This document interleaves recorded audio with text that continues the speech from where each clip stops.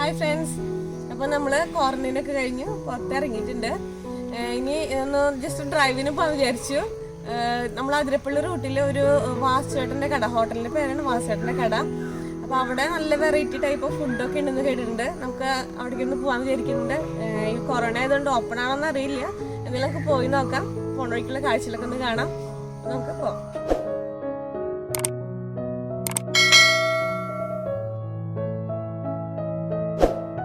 അപ്പം നമ്മൾ രാവിലെ ഒരു 9:30-10 മണിയോട് കൂടിയിട്ട് വീട്ടിൽ നിന്ന് ഇറങ്ങി.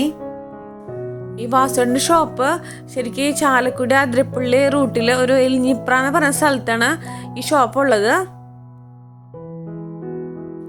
ഈ വാസുവിൻ്റെ ഷോപ്പ് എന്ന് പറയുമ്പോൾ അത്ര വലിയ ഷോപ്പൊന്നുമല്ല, ഒരു സാധാരണക്കാർക്ക് പറ്റും സാധാ ഒരു ഷോപ്പാണ്. അത്ര വലിയ ഷോപ്പൊന്നുമല്ല, ഒരു സെറ്റപ്പുള്ള ഷോപ്പൊന്നുമല്ല. പക്ഷെ ഭയങ്കര ഫേമസ് ആണ്. ഇത് 48 വർഷം മുമ്പേ ഉള്ളൊരു ഷോപ്പാണ്.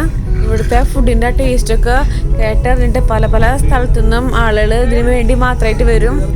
അപ്പോൾ അതിരപ്പള്ളിയിലൊക്കെ പോണവർ എന്തായാലും ഒരാഴ്ചയെങ്കിലും അവിടെ കയറി ഒന്ന് ഫുഡൊന്ന് ടേസ്റ്റ് ചെയ്ത് നോക്കണം. അത്രയും നല്ല അഭിപ്രായമാണ് ആ ഒരു ചെറിയൊരു ഹോട്ടലിലുള്ളത്. അപ്പോൾ ഇതൊക്കെ നമുക്ക് കേട്ടറിവ് മാത്രമാണ്, ശരിക്കും എന്താണെന്ന് നമുക്ക് പോയാൽ തന്നെ അറിയുള്ളൂ.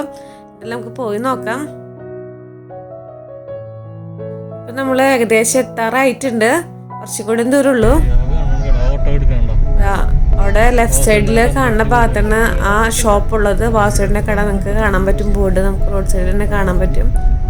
കണ്ടില്ലേ, ഇതാണ് കട ലെഫ്റ്റ് സൈഡിലുള്ളത്. നമുക്ക് വണ്ടി പാർക്ക് ചെയ്യാൻ വേണ്ടി പോവാം.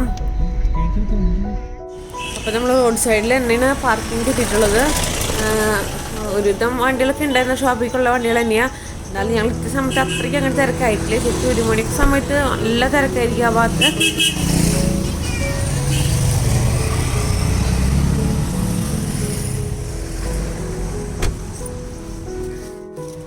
അപ്പോൾ നമ്മൾ സ്ഥലത്ത് എത്തിയിട്ടുണ്ട്. ആ കാണാനാണ് വാസുവിൻ്റെ കട. അപ്പോൾ നമുക്ക് അങ്ങോട്ട് പോകാം. ഈ കുഴിയിലാണ് നീ നേരത്തെ അടിച്ചത്.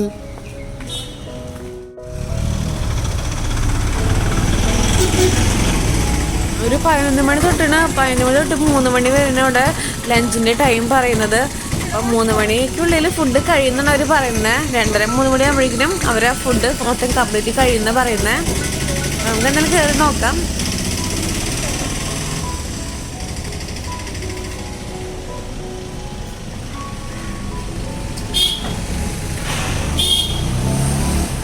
അപ്പോൾ ഈ ചേട്ടൻ അവിടുത്തെ മെയിൻ ആയിട്ടുള്ള ആളോട് ചോദിക്കാൻ എന്തൊക്കെയുള്ളതെന്ന്.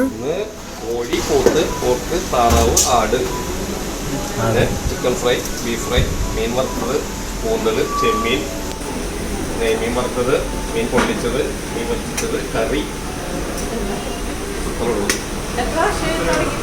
ഒരു 48 വർഷമായി.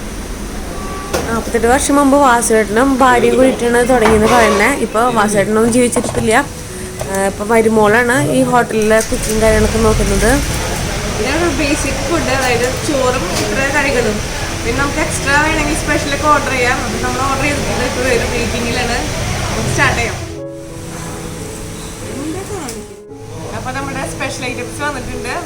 അതായത് ചിക്കൻ ഫ്രൈ, പിന്നെ ചിക്കൻ കറിന് റോസ്റ്റ്, പിന്നെ ബീഫ്, ഇത് താറാവാണ്, ഇത് ഫിഷാണ്. നമുക്ക് ഓപ്പൺ ചെയ്ത് നോക്കാം.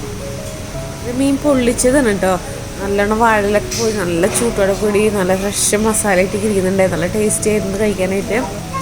പിന്നെ നമ്മൾ മോയിറച്ചി അവിടെ ചോദിച്ചു, പക്ഷേ മോയിറച്ചി ഒന്നും ഉണ്ടായിരുന്നില്ല. ഞങ്ങൾ പോയപ്പോൾ എനിക്ക് കിട്ടിയില്ല. എന്തായാലും അടുത്ത പ്രാവശ്യം വരുമ്പോൾ എന്തായാലും കിട്ടുമെന്ന് വിചാരിക്കുക. നല്ല ചൂട്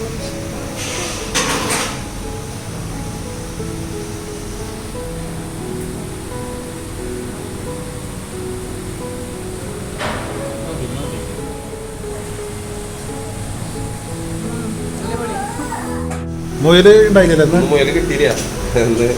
മുയൽ ടൈറ്റ് ഗൾഫാരൊക്കെ വന്ന് മുയൽ വളർത്തി തുടങ്ങിയോടുകൂടി മുയലിന് വലുതായിട്ട് വേണം. മുയൽ പിന്നെ നമ്മൾ ഈ ഫുഡൊക്കെ കഴിച്ചിട്ട് പകുതി ആകുമ്പോൾ അവർ നമുക്കൊരു സംഭാരം കൊണ്ടുതരും. അടിപൊളി ടേസ്റ്റാണ് സംഭാരം, ഒരു സ്പെഷ്യൽ ടേസ്റ്റ് തന്നെയാണ്.